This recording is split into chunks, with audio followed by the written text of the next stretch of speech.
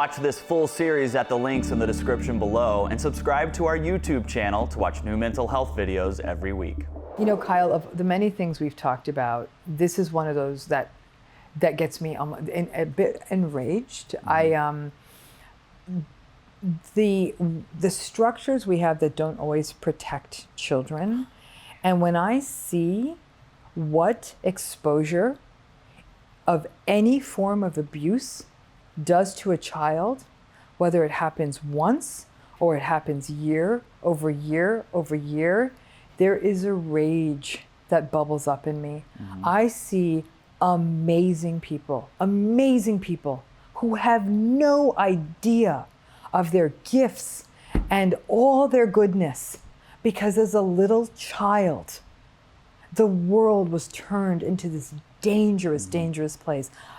It is those spaces, that for me, to me, that safeguarding children is a responsibility of every adult in our culture. There's nothing more important than making sure we've created a safe world for our children.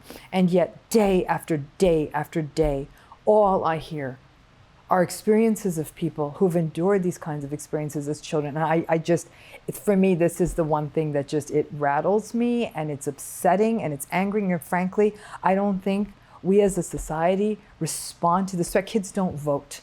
So we do not often respond to what this is and the ramifications of this in an adequate way in other societal systems, whether that's law enforcement or judicial systems or whatever. This one's sort of a passion project for me. Your rage is shared by many, many people. Yeah. What do you do with that rage? It's a hard one for me, Kyle. I mean, part of it, I try to speak to groups. I try to work with my clients. This is not your fault. I try to protect every child in my purview like a fierce mama lion.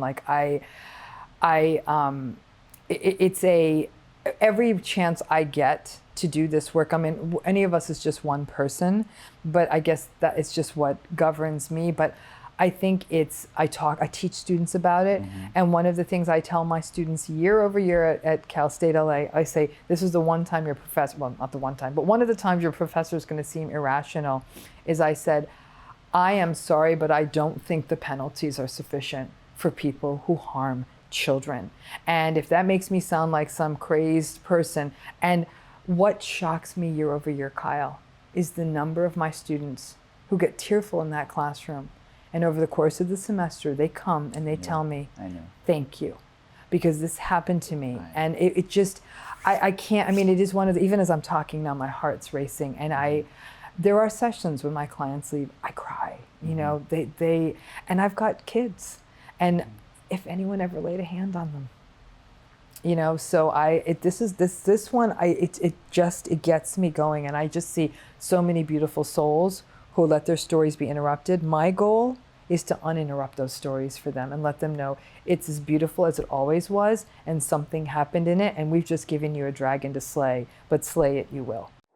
Thanks for watching. Check out the links below for more information on how to access this full series, and subscribe to our YouTube channel to watch new mental health videos every week. Did you like what you heard in this video? If you want to ask a MedCircle doctor a question directly, you can learn how by visiting the links in the description below.